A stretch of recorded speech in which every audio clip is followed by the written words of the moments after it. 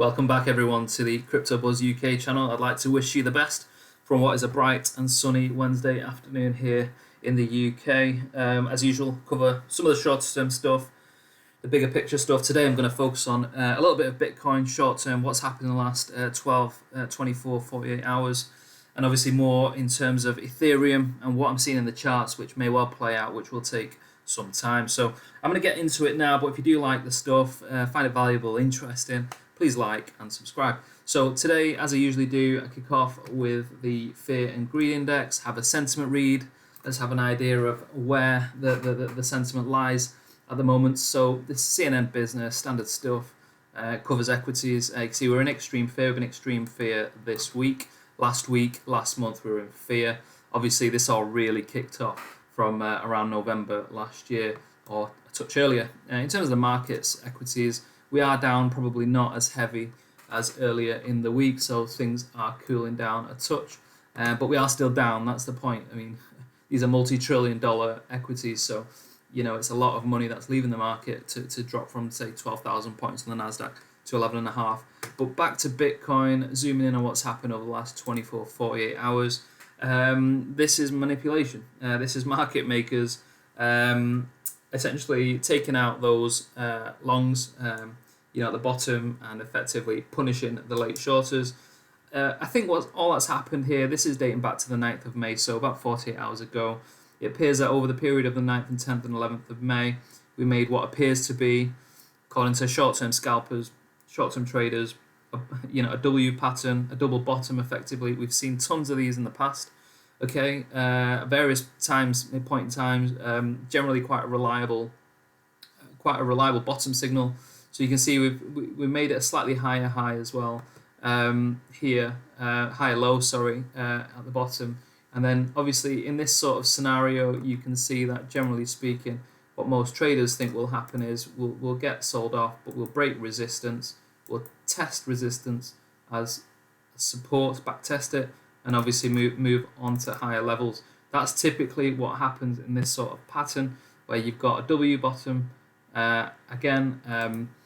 But what I would add is that the market makers effectively set it up, dropped it down at literally at resistance, sent it back up, made a higher high there, and ultimately sold off hugely, liquidating so many longs here, and in turn making a lower low, as you can see that compared to that. That tells us that it is not the time to be in leverage. It's not really the time to be actively trading the markets. It's confirmation that dust has definitely not settled in terms of sentiment, in terms of price action, in terms of panic selling, in terms of FOMO buying, etc. There's no dust that has settled. I'd step away from the markets, without leverage. Obviously, I don't think now's the time to be using leverage. You can see how quickly the tide can turn. This was 10 a.m., 11 a.m., and then 12 p.m. And then guess what? It got bought straight back up and punished. It punished the late shorters. Okay, so that's pretty much what we've seen over the last 24, 48 hours. You can see that we're probably going to go lower in time. We are actively trading below the mean of this green range, and I'll just turn over to Ethereum. This is a sort of chart I look at every now and then, just to make sure my approach is right. Effectively what we've got is a number of bear flags. Okay, so here's the flagpole, there's the flag, I'll draw another one, here's the flagpole, and I think we're drawing another flag. Okay, these three, they're not perfectly parallel, but the message is clear. There's layers of support and resistance at an angle, on a downtrend as part of the flag.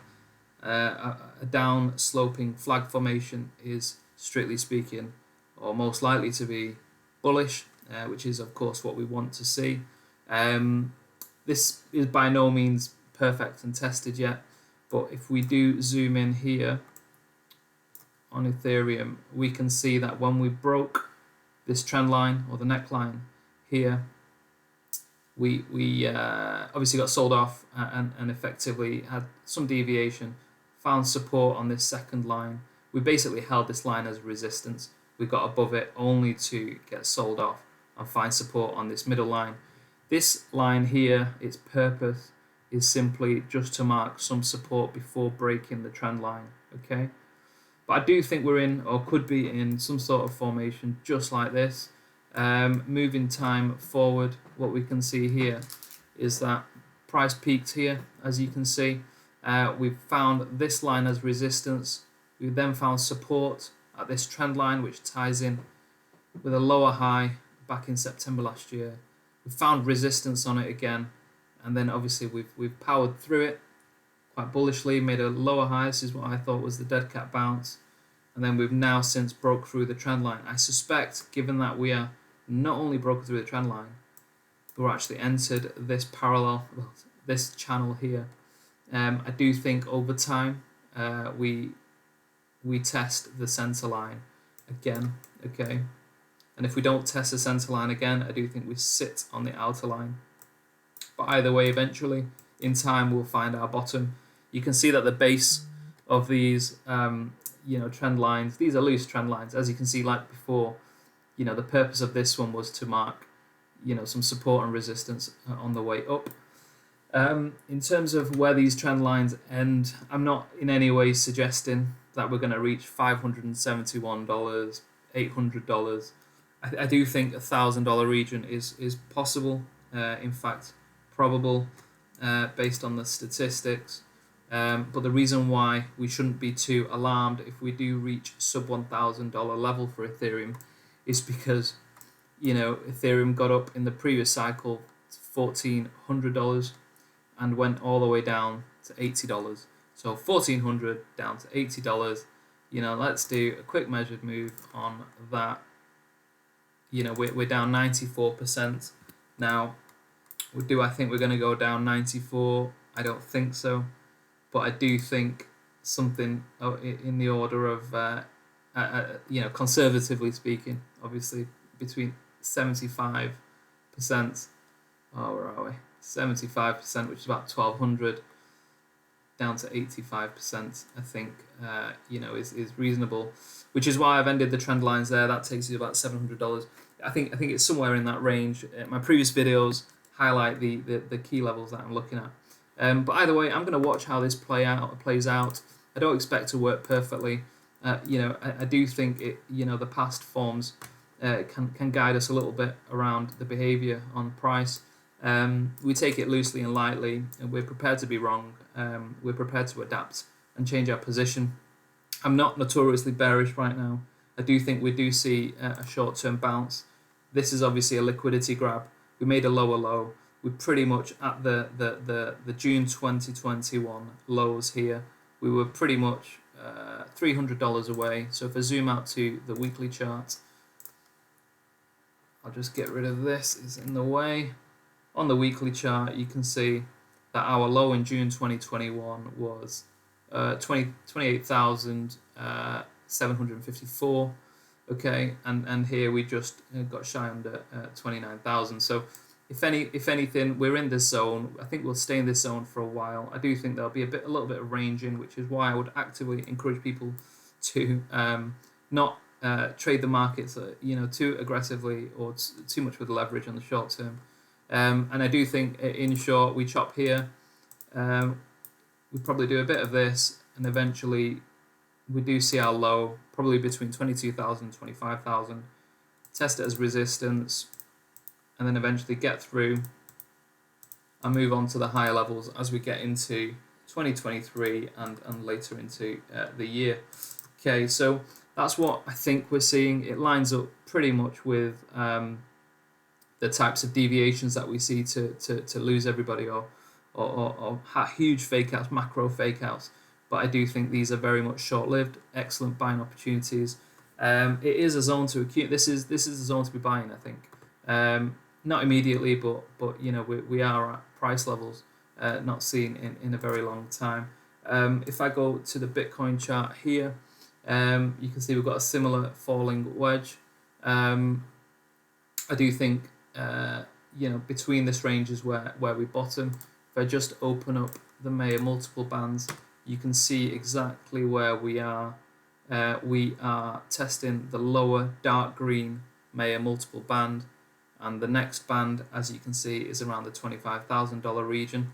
Will we go lower than that? It's possible. We went lower than the lower band here, and as you can see, we actually went lower here for best part of a period of 5 weeks. So we shouldn't rule it out. I do think this line, this Maya multiple band, is going to be quite important in the next few weeks and months.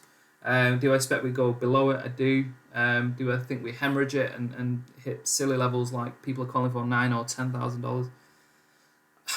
I don't know. I just can't see it. It's not my base case. If we do, we do. But that's not my base case. And I do think some deviations here.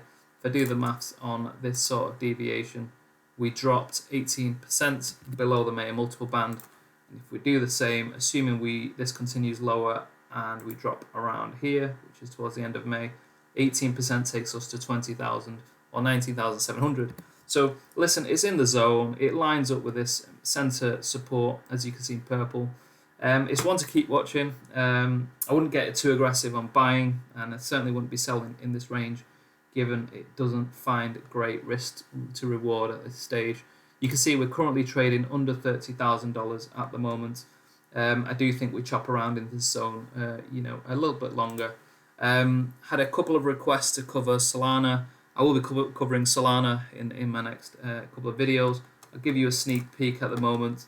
This is what I'm seeing in Solana. I think it follows very similar trajectory to Ethereum, Ethereum's first cycle, and you can see that I've already marked out the key levels. So I'll be looking at that in more detail in the next video, or the videos that come after. But either way, it's an exciting time to be in the space. I'm sorry if you are underwater in any way. It does happen, it will happen. But there's always so much to learn from this. I think, it takes us all maybe one cycle or 1.5 cycles, if you like, to really get our head around what's going on and how best to approach it. So be patient, stay focused, stay relaxed. We can recover from losses. I know personally some fantastic traders who have lost a lot of money, but equally have turned it around in short order. So keep your head up, keep positive. There's no need to panic right now. Let's just watch and play out. In the meantime, I'd accumulate cash, accumulate stable coins, build your position slowly, and really gear up towards what I think will be a pretty epic run going into 2023, 2024, and ultimately 2025. A long way out, it seems, but we've got a brilliant opportunity to build our positions. And no one really knows the future. Clearly, it's not financial advice. People should do what's best for them. But I do think this price action in Bitcoin isn't anything to panic over. Ethereum too. It's not anything to panic over. We've seen it go under the blue bands before. We've seen it go under the blue bands as resistance before. I'm going to keep you guys updated on how this pattern plays out. But without further ado, I'm going to close this video. I do wish you guys all the best from wherever you are. Please like and subscribe, and I'll upload my next video tomorrow.